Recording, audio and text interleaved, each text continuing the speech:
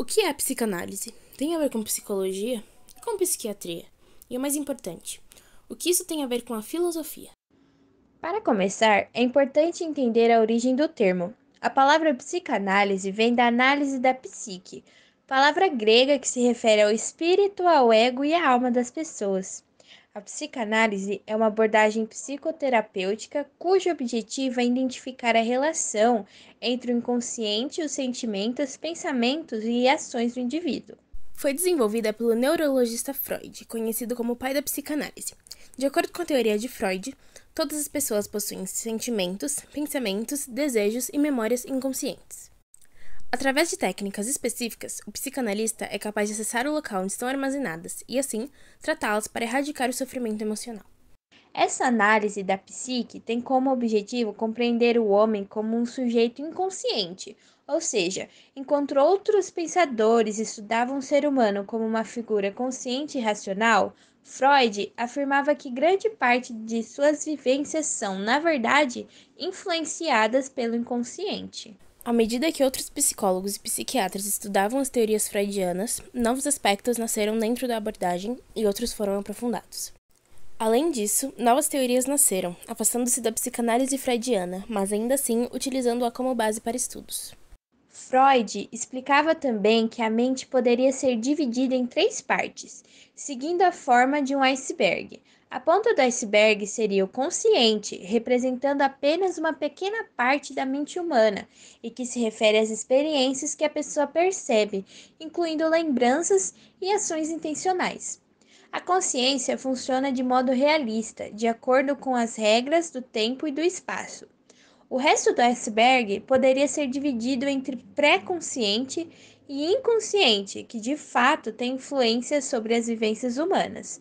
No inconsciente estão as pulsões, identificadas como forças que estimulam o corpo a liberar energia mental.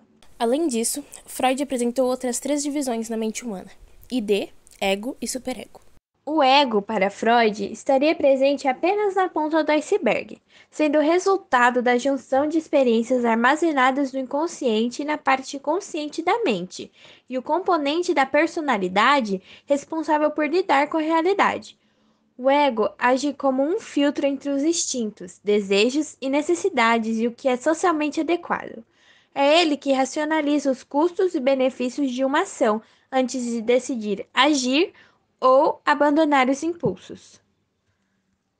O id é caracterizado por ser o único componente da personalidade presente desde o nascimento, sendo a fonte de toda a energia psíquica e o componente primário da personalidade. O id é um aspecto totalmente inconsciente, responsável principalmente por comportamentos instintivos e até primitivos ou animalescos.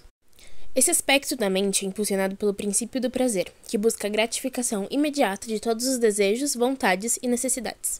Se essas necessidades não forem satisfeitas imediatamente, o resultado é um estado de ansiedade ou tensão. Por exemplo, um aumento na.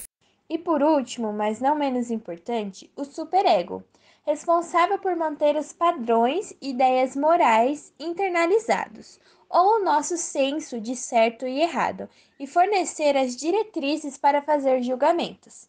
Esse último aspecto, presente por todo o iceberg, desde o inconsciente até o consciente, tem a função de aperfeiçoar o comportamento humano, mantendo o equilíbrio entre os impulsos primitivos do id e os principais realistas do ego. Quando se trata de id, ego e superego, é importante lembrar que eles não são três entidades separadas com limites claros. Esses aspectos são dinâmicos e interagem continuamente para influenciar a personalidade e o comportamento geral de um indivíduo. Com tantas forças concorrentes, é fácil ver como pode surgir o conflito entre o id, o ego e o superego. Freud usou o termo força do ego para denominar a capacidade do ego de funcionar apesar dessas forças em conflito. Pessoas com boa força de ego podem administrar esse estresse de forma eficaz, enquanto pessoas com força de ego muito alta ou muito baixa podem ser inflexíveis